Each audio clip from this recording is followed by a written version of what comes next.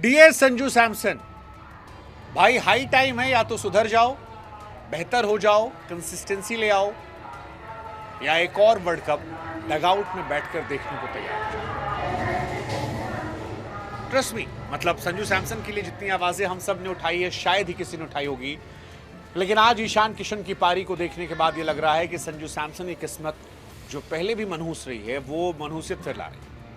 2024 के world cup में संजू सैमसन और ऋषभ पंत में कंपटीशन होता है, एक प्रैक्टिस मैच होता है, संजू सैमसन फ्लॉप होते हैं और पूरा वर्ल्ड कप वो डगआउट से बैठकर देखते। इस बार वर्ल्ड कप बहुत करीब है, शुभमन गिल का कंपटीशन खत्म हो चुका है, ईशान किशन आए थे, ईशान बैकअप थे, लेकिन लास्ट मोमेंट में तिलक वर्मा को चोट लगती है, वो बाहर जाते हैं, ईशान की किस्मत चमकती है, मौका मिलता है और दूसरे मैच में ईशान बता देते हैं कि वो क्यों ईशान शानदार किशन है। वो अपनी पोजीशन को लॉक कर देते हैं, वो बताते हैं कि इंडिया किस टेम्पो पे खेल सकती है। 32 गेंद 76 रन एक स्टेटमेंट था कि ईशान किशन गेंदबाजों के साथ खिलवाड़ कर सकते हैं। वो जो अभिषेक शर्मा को देखकर हमें फैसिनेट करता है वो ईशान किशन भी करते हैं। वो पॉकेट डायनमो जो ने कहा था वो एक्चुअली उसे मीन करते हैं। और यही सवाल उठता है कि क्या ये संजू सैमसन के लिए अलार्मिंग है, क्योंकि अगर आप स्कोर कार्ड देखेंगे, संजू सैमसन आखिरी के 13 टी20 इनिंग में सिर्फ 18 का एवरेज रखते हैं, 126 का स्ट्राइक रेट है और 13 में से 8 इनिंग उन्होंने ओपनर के तौर पर भी खेली। तो वो जो बीच में 5 इनिंग अगर आप उसे हटा भी देते हो जिसमें मिडिल ऑर्डर में खिलाया गया, उनके साथ खिलवाड़ हुआ एशिया कप का, उसके बावजूद ऐसे में अगर ये कंसिस्टेंसी उनकी है जहां पर 26 run, 5 run, 3 run, 1 run, 16 run, फिर एक 56 था, फिर 13, 39, 24, 2, 37, 10, 6, तो ये शुभमन गिल से बहुत खास नहीं है और ये संजू सैमसन को बाहर बिठाने के लिए काफी है। पिछले मैच में संजू पहले ओवर में गए, इस मैच में भी संजू पहले ओवर में गए और जब 6 पर 2 था वहां से ईशान किशन ने 32 पे 76 मार दिया, 11 चौके, 4 छक्के, मतलब 7 विकेट से न्यूजीलैंड जो हारी है उसमें बहुत बड़ी भूमिका ईशान किशन की रही है। और इसीलिए सवाल उठ रहा है कि क्या संजू सैमसन जो है वो अपने साथ खिलवाड़ कर रहे हैं, क्योंकि संजू सैमसन का रूटीन वही है, उठो, जस्टिस फॉर संजू सैमसन, फिर वो बेचारे आउट सिलेक्शन करवाते हैं उनका, फिर वो टीम में जाके फ्लॉप हो जाते हैं और फिर वो बाहर हो जाते हैं।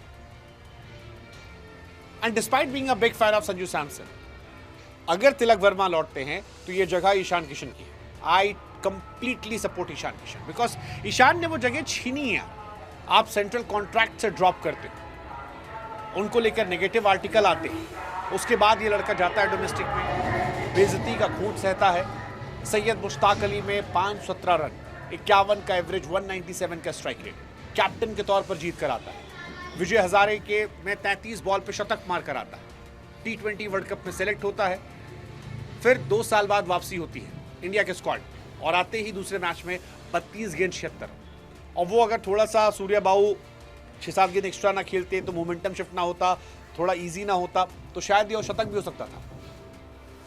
बट कमाल की पारी थी यार, कमाल की पारी थी, डराने वाली पारी थी, डोमिनेट करने वाली पारी थी, मैसेज देने वाली पारी थी। एक ऐसी पारी जिसने इंडिया का टेम्पो सेट कर दिया, एक ऐसी पारी जिसने डगआउट को कॉन्फिडेंस दिया कि भाई साहब 6 पर 2 हो तो भी आप ये खेल के जीत सकते हो। एक ऐसी पारी जिसने सूर्य कुमार यादव को समय दिया, सूर्या बाबू 12 बॉल 15 बना खेले थे और आखिरी में देखिए 200 प्लस का स्ट्राइक रेट रहा। That was the madness of Ishan Kishan. अगर आप इस सीरीज की बात करोगे न्यूजीलैंड के सामने टी20 हिस्ट्री में, तो फास्टेस्ट टी20 अर्धशतक जो है वो ईशान किशन के पास 21 गेंदों पर। अभिषेक शर्मा का रिकॉर्ड तोड़ा 22 बॉलों पर था। और इसीलिए मैं कह रहा हूं कि आप इमेजिन करो 2 एंड से, अभिषेक शर्मा, ईशान किशन, अगर तिलक वर्मा फिट होकर लौट आते हैं, मुझे लगता है पता नहीं क्योंकि संजू सैमसन को एक मौका और मिलेगा तीसरे मैच में। चौथे मैच में अगर वो नहीं चलते तीसरे मैच में तो फिर हो सकता है कि चौथे मैच में उन्हें ड्रॉप किया जाए, ईशान किशन से कीपिंग करवाई जाए और उनकी जगह पर श्रेयस अय्यर को मौका मिल जाए। अगर तिलक वर्मा की वापसी तय है तो हो सकता है शायद उन्हें 1-2 मौके और दे दी जाए। बस इस सीरीज में संजू सैमसन को कुछ एक्स्ट्रा करना होगा, चाहे वो शतक हो या ईशान किशन जैसी एक पारी जहां पर आप बताओ कि why you are Sanju Samson. आप वही खिलाड़ी जिसने 3 शतक लगाए थे और ये बहुत बहुत बहुत जरूरी है, बहुत जरूरी है। मतलब संजू सैमसन को समझना पड़ेगा कि बाहर एक ऋतुराज गायकवाड़ जैसा लड़का बैठा है जो परफॉर्मेंस करके गायब है, परफॉर्मेंस करके गायब है। और आप नंबर 1 विकेट कीपर चॉइस से नंबर 2 कब बन जाओगे, you will not have any idea, because ultimately performance is the key.